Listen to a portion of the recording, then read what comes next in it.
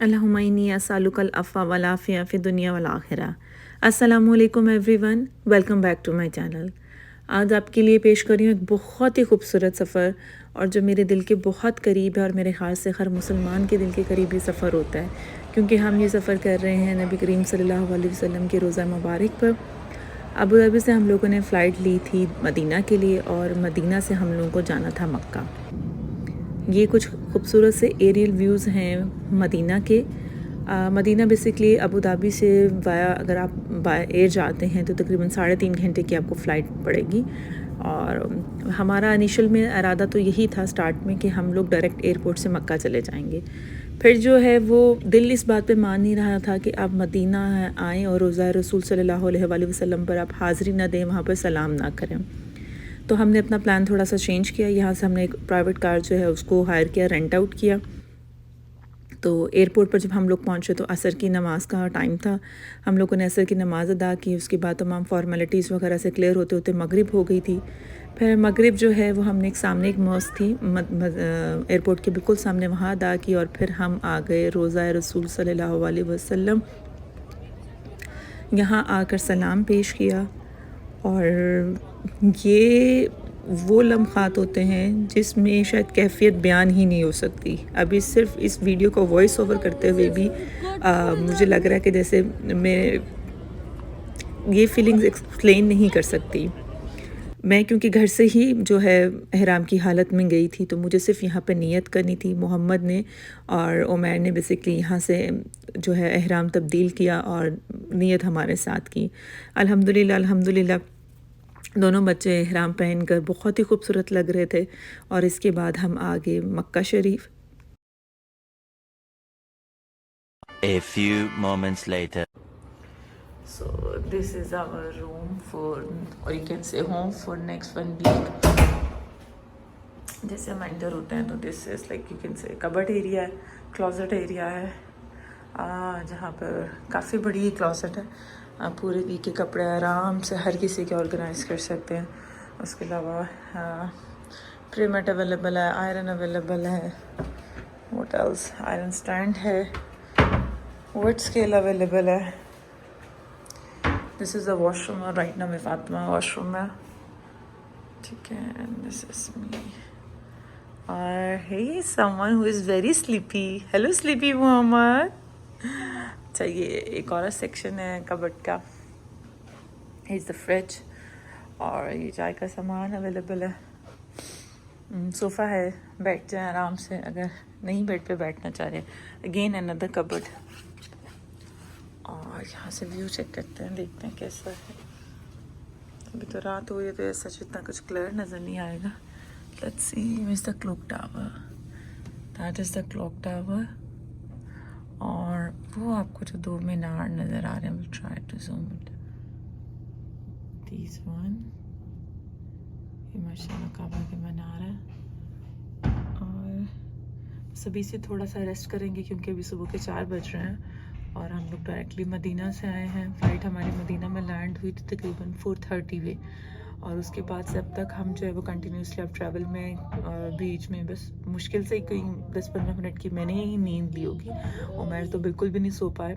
So we are feeling very exhausted, और बच्चे भी काफ़ी थके हुए हैं। तो हमने सोचा है कि बजाय कि हम करम जाएं और एब्सेंट माइंड के साथ अपना उम्रा करें, तो क्यों ना हम थोड़ा सा रेस्ट कर लें 1 से 2 घंटे का।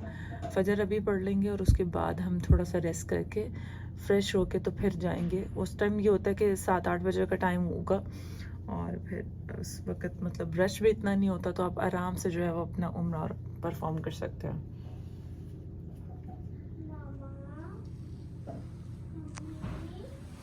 ये सर, और फिर हम लोग रेस्ट करने के बाद, फ़्रेश होने के बाद आ गए थे काबा शरीफ, और यहाँ पर हमने बाजुमा ज़ुहर की नमाज़ अदा की। और उसके बाद अब क्लॉक टावर के बिल्कुल सामने है किंग अब्दुल अज़ीज़ गेट। यहाँ से हम हरम पाक में एंटर हो रहे हैं, मताफ़ में एंटर हो रहे हैं। काबा चाहे आप बार बार आ चुके हों या पहली बार आ रहे हों, जो रकत तारी होती है मेरे ख़्याल से उसको एक्सप्लेन करना बहुत ही मुश्किल है वर्ड्स में। सही कहा है कि जब काबे पे पहली नज़र पड़ती है ना, तो इंसान सब कुछ भूल जाता है, तमाम दुनिया की रौनकें, तमाम दुनिया जो है वो इंसान भूल जाता है। याद सिर्फ उस तरफ की ज़ात रह जाती है। फातिमा नीचे देखें, अभी आपने सामने नहीं देखना, नीचे देखें, सामने नहीं देखना। सामने जो है वो खाना काबा होगा, लेकिन अभी हम लोग देखना नहीं चाह रहे। अल्हम्दुलिल्लाह अल्हम्दुलिल्लाह हमारा तवाफ़ हो गया। तवाफ़ के बाद जो 2 रकत नफल पढ़ने होते हैं वो भी हम पढ़ चुके हैं। ज़मज़म भी खूब सैर होके माशाल्लाह पी लिया है और अब हम निकले सही के लिए सफ़ा मरवा की तरफ।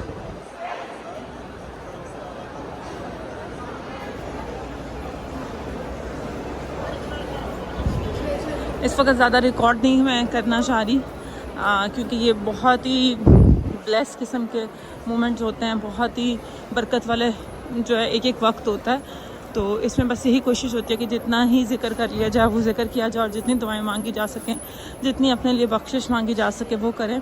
और मुझे जिन जिन लोगों ने दुआओं के लिए कहा था और जो लोग मेरे जहन में आ रहे हैं, सब के लिए दुआएं कर रही हूँ। तो अल्लाह ताला मेरे लिए जो मैंने आप सबके लिए दुआएं की हैं उसे कबूल और मंजूर करे। आमीन सुमा आमीन। अल्हम्दुलिल्लाह अल्हम्दुलिल्लाह we are done with our उम्रा। और उम्र के जो फ़राइज़ होते हैं, लाइक जो फातिमा's उम्रा इज़ आल्सो डन।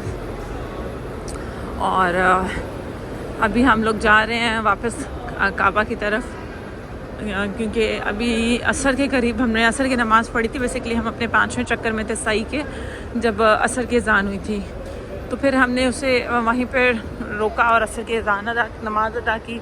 और अब असर की नमाज़ अदा करने के बाद हमने अपना जो रिमेनिंग चक्कर थे वो मुकम्मल किए। और क्योंकि अभी हमारा इरादा है कि आज इशा तक हम लोग काबे में रुकेंगे और इशा पढ़ के फिर जाएंगे, और कल सुबह फजर से पहले फिर इंशाल्लाह आ जाएंगे। यानी कि फ़जर हमारा इरादा है कि हम फजर के साथ दोबारा काबे में आ जाए ना, इंशाल्लाह। वैसे भी कल जुम्मा है, तो जुम्मे में तो यहाँ पर 7-8 बजे ही जो है वो रास्ते बंद होना शुरू हो जाते हैं।